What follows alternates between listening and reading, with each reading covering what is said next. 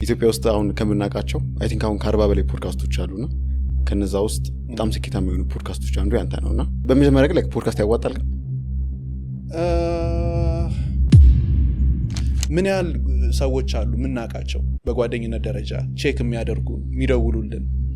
አብዛኛው ሰው ሲኖርህና የሆነ ደረጃ ላይ ስትደርስ ነው። አባዛው ዝምታ ውስጥ በጣም ብዙ ነገር አለ።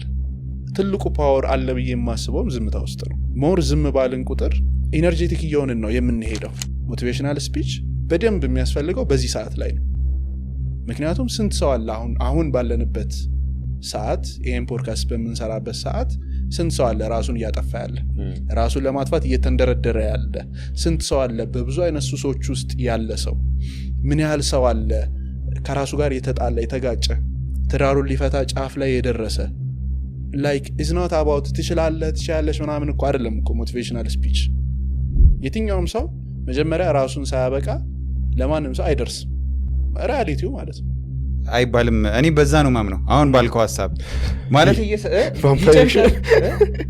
ቫምፓየር